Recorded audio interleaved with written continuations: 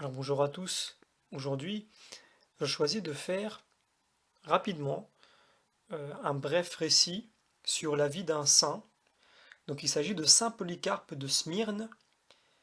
Alors je choisis environ une fois ou deux par mois un saint afin de raconter son histoire et de voir quels sont les fruits que l'on peut tirer justement d'un saint qui est pour nous un exemple qu'il faut absolument suivre. Absolument peut-être un grand mot, mais si l'Église catholique se donne la peine de nous donner des saints dans l'Église ou des saintes, eh bien c'est parce qu'ils sont des exemples pour nous. Donc on dit un patron. Pourquoi? Parce qu'un patron, par exemple le patron d'une chemise ou d'un jean, eh bien c'est un exemple en fait qui permet de reproduire la chemise ou le jean autant que l'on veut et qu'il soit la parfaite copie du précédent. Donc de la même des façons, dans l'Église catholique, eh bien un patron, donc un saint patron, c'est un exemple pour nous qu'il faut suivre et reproduire, si possible. Donc pour corriger ma phrase de tout à l'heure. Et c'est très nécessaire, puisqu'ils sont pour nous des exemples de sainteté. C'est-à-dire que, non pas qu'ils aient été complètement saints au point de n'avoir jamais péché, non, qu'ils n'aient jamais fauté, ce n'est absolument pas ça, mais c'est que leur vie a reflété véritablement une qualité en rapport avec l'amour que l'on doit avoir pour Dieu. Donc, pour faire suite à cette petite introduction, de la nécessité de connaître un minimum la vie de d'un certain nombre de saints dans l'Église ou de saintes, eh bien, nous continuons avec le récit justement de Saint Polycarpe de Smyrne.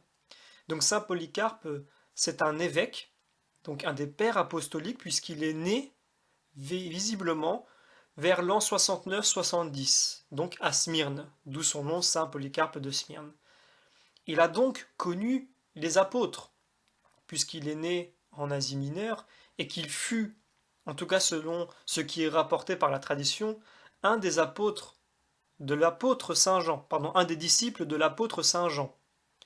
Donc, il l'a connu environ en fin de vie, il fut évidemment très jeune, mais il fut un de ses disciples. Et c'est par la suite que Saint Polycarpe de Smyrne va s'établir à Éphèse. Donc, il a très certainement fait un passage, c'est aussi ce que rapporte la tradition, sur l'île de Patmos, où il a dû connaître l'apôtre Saint Jean à cet endroit-là, puisque c'est là que l'apôtre, eh bien, a terminé sa vie et a reçu la révélation du livre de l'Apocalypse. Alors il fut nommé évêque de Smyrne, donc son lieu de naissance. Il vécut jusqu'à l'an 155, ce qui n'était pas toujours, ce qui n'était pas à l'époque quelque chose d'habituel. Il a quand même vécu plus de 85 ans, ce qui est assez rare. Mais il est considéré, puisque c'est euh, un très ancien père apostolique, eh bien, il est considéré comme un saint autant par l'Église catholique que par l'Église orthodoxe. Donc c'est un saint que nous avons en commun avec eux. Donc, pour continuer le récit de ce jeune saint Polycarpe de Smyrne, donc je dis ce jeune, bien parce que dans le ciel, à cette heure-ci, lui et tout l'ensemble des saints de l'Église sont tous des jeunes. Donc notre ami plutôt saint Polycarpe est né de parents chrétiens. Donc déjà à ce moment-là, eh bien, la foi chrétienne avait commencé à se répandre. Et donc déjà à ce moment-là, on pouvait naître de parents chrétiens, déjà en l'an 69-70 de notre ère.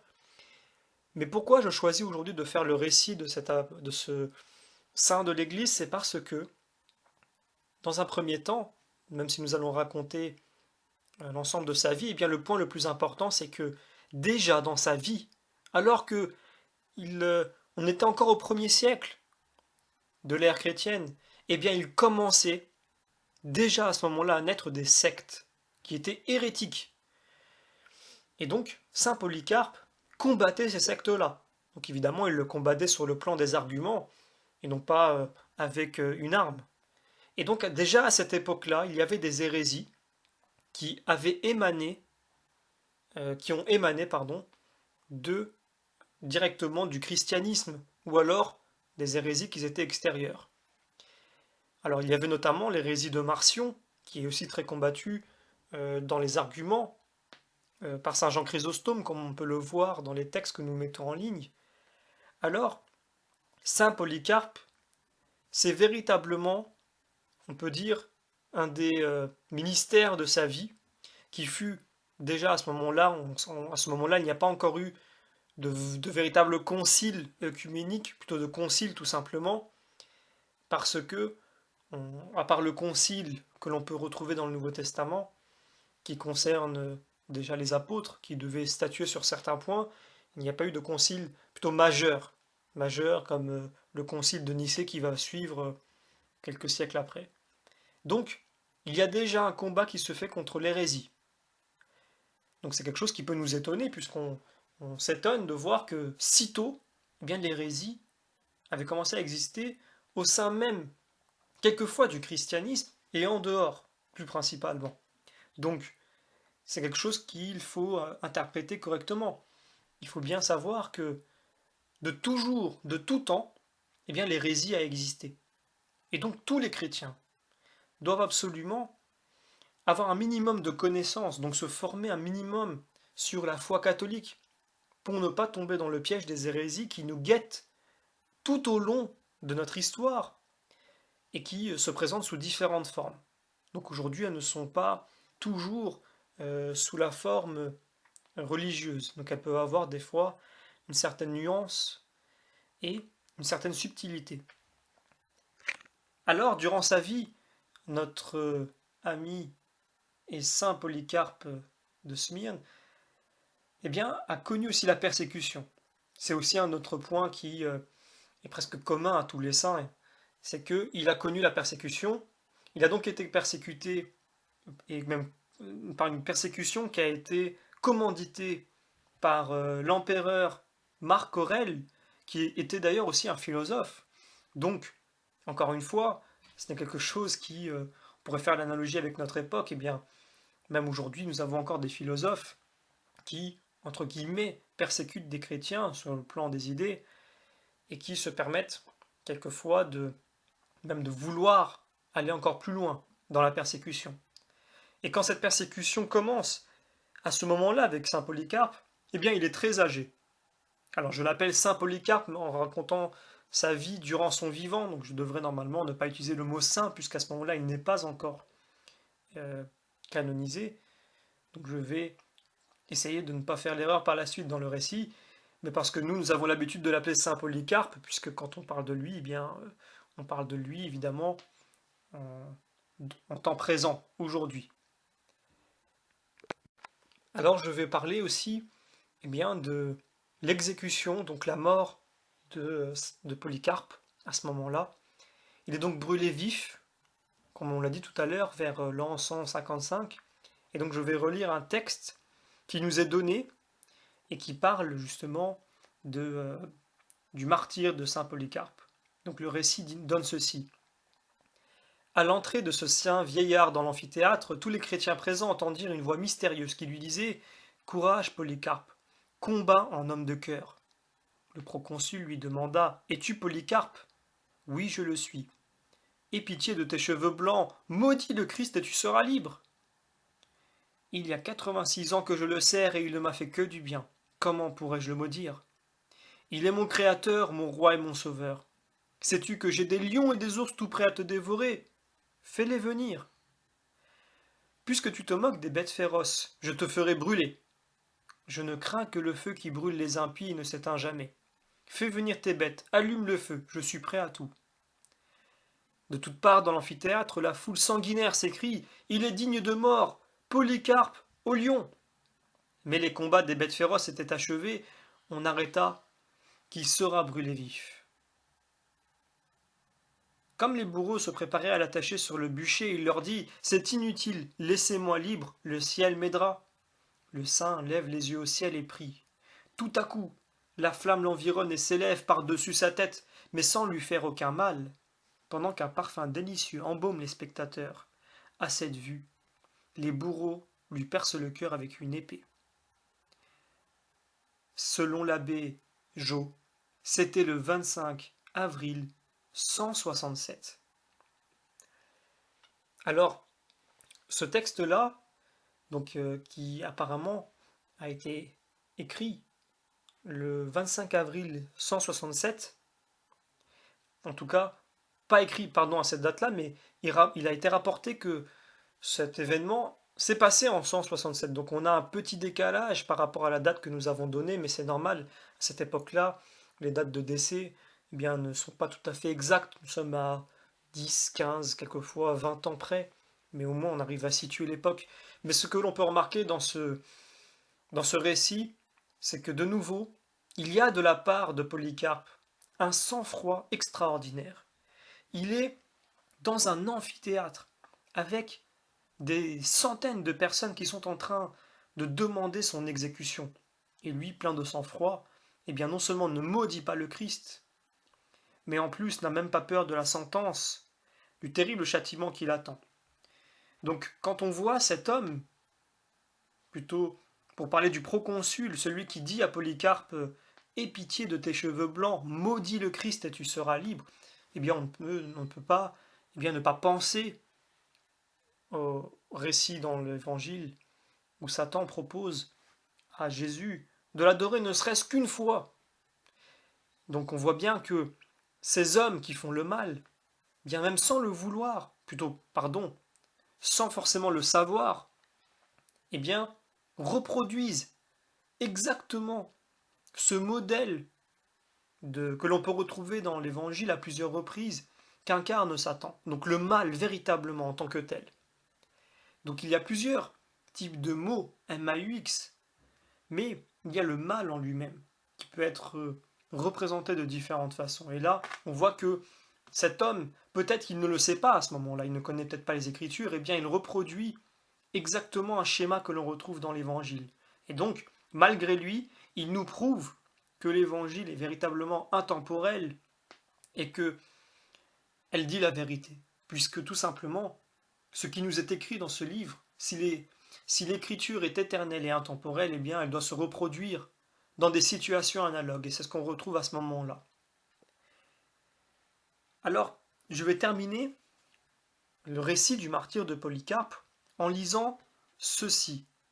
Donc c'est un texte qui nous est donné et qui indique que non seulement Polycarpe a été véritablement quelqu'un de très courageux, mais qu'en plus, il n'a pas renié sa foi, ce qui est très important.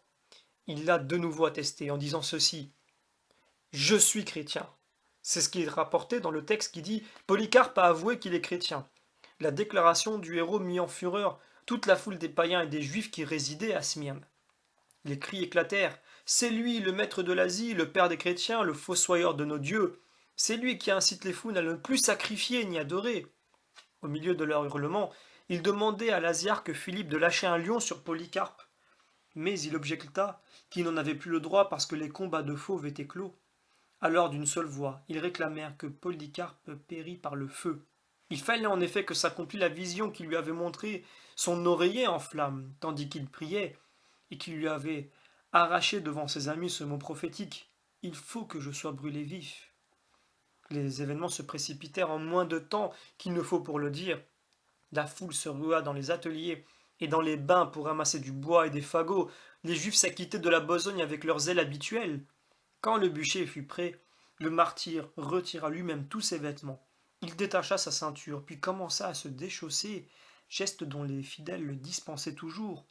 Dans l'impatience où ils étaient de toucher son corps, tous se précipitaient pour l'aider.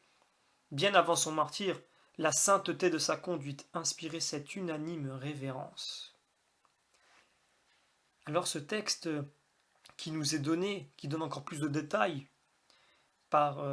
qui nous est donné justement par Bruno Chénu, dans le livre des martyrs chrétiens, eh bien, cela nous donne encore plus véritablement de détails sur non seulement le sang-froid qu'a eu saint Polycarpe, mais qu'en plus, il vit dans un rêve, dans un songe, ce qui allait lui arriver. C'est quelque chose aussi qui arrive très souvent à tous ceux qui vont connaître eh bien, une fin, on va dire, semblable, toute proportion respectée, à celle qu'a connue le Christ. Donc ils vont rentrer dans la gloire du Christ en passant par la croix. Donc c'est quelque chose d'extraordinaire de voir que déjà à ce moment-là, Nous sommes au deuxième siècle, pardon, au milieu du deuxième siècle, mais cet homme est né au premier siècle. Eh bien, on voit déjà quelque chose d'extraordinaire, une foi dans le Christ. Et nous, qui sommes 2 millénaires plus tard, à peu près, eh bien, quelquefois nous doutons. Quelquefois, on se pose des questions. Et on se dit qu'il manque peut-être des informations, on n'en sait pas assez sur ce christianisme, on n'en sait pas assez sur ce Jésus, ou alors les choses sont tronquées, puis ça s'est passé il y a longtemps. Mais non, regardez ces hommes, comment ils ont agi. Regardez avec quel zèle et avec quel courage, eh bien, ils ont été portés par l'amour de Jésus à affronter des choses terribles. Nous avons vu les récits d'autres saintes, des fois de jeunes filles de 12-13 ans, je pense notamment à Sainte Blandine, qui n'a même pas eu peur, alors que la mort était là devant elle, elle qui était toute jeune. Eh bien, ce sang-froid, véritablement, ce n'est pas de la folie, c'est véritablement du sang-froid. C'est-à-dire qu'il y a un calme, une tempérance, qu'il y a une maîtrise de soi qui n'est pas naturelle. C'est forcément quelque chose qui est donné par le ciel, c'est forcément quelque chose de surnaturel. Il ne faut pas avoir peur d'utiliser les mots. C'est très simple, on ne peut pas face à une telle scène, une telle mort qui nous attend, garder un tel sang-froid au point que même Polycarpe, tel que le rapporte le récit, eh bien, retire ses vêtements tout naturellement et dit très simplement au proconsul, eh bien, euh, amenez-moi vos fauves, amenez-moi votre feu. Donc, je vais simplement citer Irénée, donc saint Irénée, qui a beaucoup parlé de Polycarpe. C'est important de citer, je pense, d'autres chrétiens qui ont vécu à cette époque. Cela apporte non seulement des détails supplémentaires, mais aussi une authenticité pareille, supplémentaire. Et donc il ne faut absolument pas mettre de côté ces sources qui sont très précieuses pour en savoir un peu plus. Alors je vais citer Irénée dans sa lettre à Florinus qui indique ceci.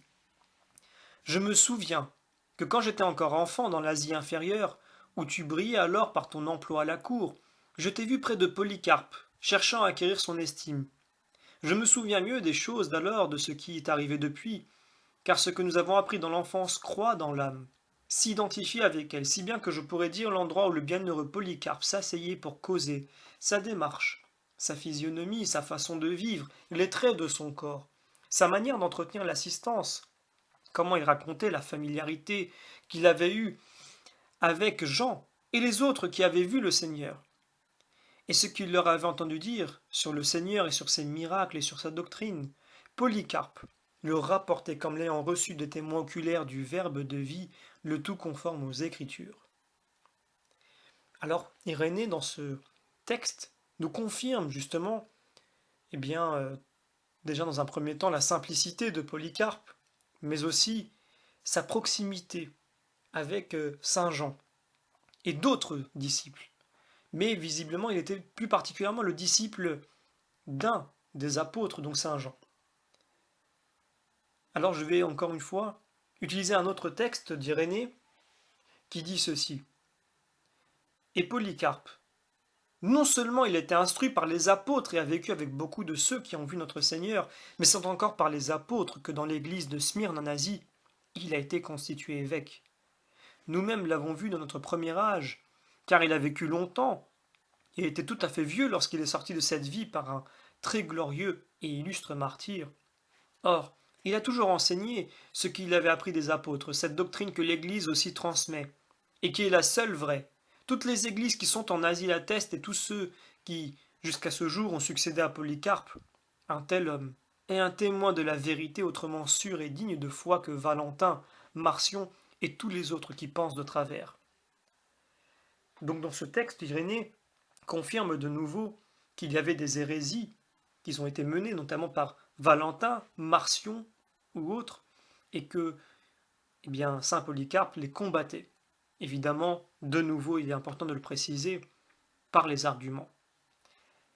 Alors, de nouveau, Irénée nous confirme que saint Polycarpe, eh bien, a été instruit par les apôtres. Donc, il a été certainement un disciple d'un des apôtres en particulier, mais ça n'empêche pas qu'il ait connu les autres apôtres, qui étaient très liés ensemble, et donc il ait reçu aussi des enseignements de leur part. Et plus important encore, c'est eux-mêmes qui l'ont constitué évêque. C'est très très important. Ça montre bien que il n'y a pas, depuis le début de l'Église, donc depuis la descente du Saint-Esprit lors de la Pentecôte avec les apôtres, une discontinuité dans la mise en place des évêques. C'est-à-dire que déjà à l'époque des apôtres, qui ont été choisis par Jésus lui-même, eh bien, eux-mêmes ont pris soin de choisir les évêques, donc leurs propres descendants spirituels. Eh bien, aujourd'hui, pour ceux qui n'ont jamais assisté à une ordination, on remarque que cette transmission, véritablement, qui n'a connu aucune rupture depuis 2000 ans, se fait aujourd'hui par une intronisation, par une cérémonie qui évidemment a évolué liturgiquement depuis 2000 ans, mais qui à l'époque déjà, on peut le lire dans le Nouveau Testament, dans l'Acte des Apôtres, se faisait par imposition des mains. Donc c'était la demande, l'appel de l'Esprit Saint qui venait, descendait et était transmis véritablement, on peut le dire par l'intermédiaire de l'apôtre à l'époque. Donc des apôtres qui ont choisi l'évêque de Smyrne, donc Saint Polycarpe. C'est très important parce que lui-même, Saint Polycarpe, on en est certain, puisque cela se fait comme ça depuis 2000 ans et les textes l'attestent, a lui-même aussi choisi d'autres évêques. Et donc par imposition des mains, etc., etc., jusqu'à aujourd'hui. C'est-à-dire que jusqu'à aujourd'hui, quand vous assistez à une ordination, que ce soit d'un prêtre, ou d'un évêque, eh bien, pareil, il y a imposition des mains de la part de l'ensemble des prêtres, ou d'un évêque, quand vous assistez à ces cérémonies, pour ceux qui n'ont jamais assisté, pour ceux qui ont même déjà assisté, eh bien, quand ça se fait par exemple en France, je vais prendre le cas de Paris par exemple, eh bien, tous les prêtres et l'évêque de Paris sont présents lors de l'ordination d'un prêtre, et tous passent avec leurs mains apposées très légèrement au-dessus de la tête du futur prêtre. Et c'est comme ça que se fait la transmission de l'apostolat, on peut le dire, depuis que Jésus a choisi les apôtres, et de manière continue depuis 2000 ans. Donc déjà à l'époque c'est ainsi que cela se faisait, c'est pour ça que ce détail est très important à retenir, pour ne pas oublier que l'Église catholique, eh bien, trouve sa source dans Jésus. Pour ne pas oublier que ce n'est pas qui le veut, qui peut choisir de la façon qu'il le veut, tel prêtre ou tel évêque. Non. Cela se fait depuis 2000 ans de la même façon. Et cela se fait par l'intermédiaire de l'Église, qui est aussi le corps du Christ. Alors, pour ne pas être très long, je vais terminer sur cela. Et par une toute petite citation que nous avait donnée Irénée et qui a été donnée dans une lettre au pape Victor qui disait ceci. Anicète ne pouvait pas persuader Polycarpe de ne pas observer ce que, avec Jean, le disciple de notre Seigneur et les autres apôtres, avec qui il avait vécu, il avait toujours observé. C'est-à-dire, ce que veut nous dire Irénée, c'est que personne ne pouvait contraindre ou persuader eh bien, Polycarpe d'enseigner ou de mettre en application ce qui lui a été transmis de la part des apôtres. C'est aussi une des qualités que nous devons garder, nous, en tant que chrétiens, à savoir ne pas avoir peur d'assumer notre foi catholique, ne pas avoir peur de dire que nous, catholiques, nous croyons en ceci, nous croyons en cela, parce que cela nous est enseigné par la tradition, tout simplement parce que la tradition est vivante. La tradition, on ne l'obtient pas dans un petit livre caché, ou alors un livre où le sens du texte est caché et qui ne peut être donné que par une élite. Non, la tradition est vivante. Elle se fait depuis 2000 ans par l'intermédiaire de l'Église, grâce à l'Esprit Saint, et donc par l'intermédiaire des hommes qui composent cette Église. C'est important aussi à comprendre. Donc, ce qu'on peut conclure du récit de Saint Polycarpe, c'est à la fois d'assumer notre héritage spirituel, qui est donc la tradition de l'Église catholique, d'assumer notre histoire dans ses plus beaux moments, Et dans ces erreurs, qu'il faut bien préciser, ont été corrigées et n'ont pas été refaites. C'est ça le plus important. Parce que tout le monde peut faire des erreurs, même l'Église, parce qu'elle est à la fois comme Jésus, c'est-à-dire 100% divine, mais aussi 100% humaine. Donc sur le plan humain, nous sommes faillibles, mais sur le plan de la foi, l'Église est infaillible. Parce que c'est ce qui est le plus important, c'est le domaine que Jésus, par l'intermédiaire de l'Esprit Saint, souhaite gérer, parce que le côté humain, eh bien, c'est quelque chose qui, par définition, est voué à l'erreur. Mais grâce à l'Esprit, eh bien, nous pouvons corriger ces erreurs-là. Et l'Esprit, lui, pour pouvoir corriger les erreurs, doit rester intact. C'est important. Et donc c'est l'Esprit Saint lui-même qui y veille, avec évidemment notre Seigneur Jésus-Christ.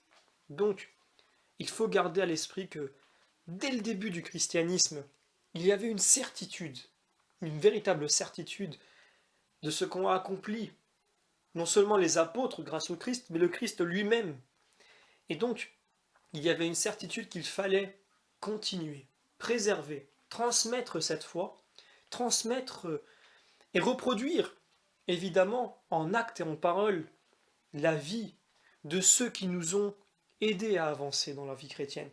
Il ne faut pas tomber dans le piège de notre époque, qui est de croire que nous sommes tous libres, et que finalement, quand quelque chose ne nous plaît pas, on recommence tout de zéro. Comme si nos ancêtres, ou ceux qui sont plus grands que nous et qui veulent nous apprendre, et nous instruire, eh bien, sont dépassés, sont d'une autre époque. Non, c'est complètement faux. Nos ancêtres ne sont pas plus bêtes que nous. Nos ancêtres ont fait des erreurs qui sont équivalentes au savoir qu'ils avaient à ce moment-là, mais aussi à leur époque. On ne peut pas en vouloir à des hommes, eh bien, d'avoir pensé que la Terre est plate. Parce qu'ils n'avaient pas encore à ce moment-là des moyens, eh bien, de pouvoir vérifier si c'était vrai ou pas. Parce qu'il faut évidemment des moyens. Donc, ils n'étaient pas plus bêtes que nous, mais ils faisaient en fonction de ce qu'ils avaient à leur, eh bien, à leur disponibilité. Pardon, à leur disposition. Et donc, ce qui était disponible pour eux, eh bien, c'est les outils qu'ils avaient à portée de main, c'est ce qu'ils utilisaient véritablement pour pouvoir tirer des conclusions. Donc il faut garder ce qu'on nous instruit, garder l'héritage, sans forcément être des perroquets, mais il faut garder l'esprit au moins, garder le contenu, essayer d'avancer, puisque ce n'est pas interdit, mais il faut respecter ce qui nous est transmis par l'Église, parce que c'est un trésor véritablement. Et c'est comme cela que l'Église avancera. C'est comme ça d'un côté que l'Église se préservera, mais il faudra aussi compter sur des initiatives pour qu'elle puisse avancer. Mais elle ne pourra pas avancer si elle choisit de faire comme on peut le voir aujourd'hui à notre époque, et bien de vouloir toujours tout recommencer dès le début, de zéro, comme on peut le voir aujourd'hui, dès qu'une génération a des idées ou des idéologies, elle choisit de faire complètement l'inverse de ce que la génération précédente a fait en pensant qu'elle était dans l'erreur. C'est une erreur. Non. Ce qui est bon, ce qui marche, ce qui est authentique, il faut le perpétuer. Il faut absolument le préserver, quitte, eh bien, à être seul contre tous qui sont peut-être dans l'hérésie, très simplement, comme ce fut le cas pour saint Polycarpe qui s'est retrouvé dans cette situation-là, à être peut-être un des seuls parmi une communauté qui disait non, il faut adorer les idoles, il faut sacrifier pour les différentes divinités. C'est une des revendications que ces bourreaux ont lancées dans l'amphithéâtre, comme on vient de le lire. Donc il ne faut pas avoir peur. Nous sommes tous, en tant que chrétiens, eh bien, soumis à ce genre de tentation, à ce genre de défi pour toutes les époques. Donc ça a été aussi l'intérêt pour moi de faire le récit de saint Polycarpe pour montrer que les choses n'ont pas changé. Et que pour trouver eh bien, un exemple, afin de rester dans la voie et de voir de quelle façon nous devons agir, eh bien, faisons comme saint Polycarpe. Il faut absolument rester ferme, rester chrétien jusqu'au bout. Et ne pas oublier que dans cette vie, malheureusement, eh bien, plutôt heureusement, puisque comme il a été indiqué dans ce texte, eh bien, Polycarpe est passé par une glorieuse, véritablement un glorieux martyre. Il ne faut pas avoir peur de dire que nous, en tant que chrétiens, nous n'avons pas peur d'être mal vus par nos contemporains qui sont dans l'erreur. Et nous devons garder aussi un sang-froid, parce que il ne faut pas tomber dans la colère ni dans la haine du prochain, bien au contraire. Il faut prier pour ces personnes. C'est pour ça que le Christ a mis l'accent sur ça. Il savait que nous allons passer par des époques où il y aurait un paradoxe pour nous. Nous serions détestés, mais nous devrons les aimer. C'est quelque chose qu'il faut garder à l'esprit pour ne pas tomber dans les pièges du démon, pour rester de bons chrétiens. Donc, n'ayez pas peur de vous instruire, n'ayez pas peur d'assumer l'histoire de l'Église et sa tradition, n'ayez pas peur d'être des chrétiens affermis, des chrétiens qui se forment, des chrétiens qui lisent, des chrétiens qui servent, des chrétiens qui aiment, des chrétiens qui préfèrent le Christ à la mondanité.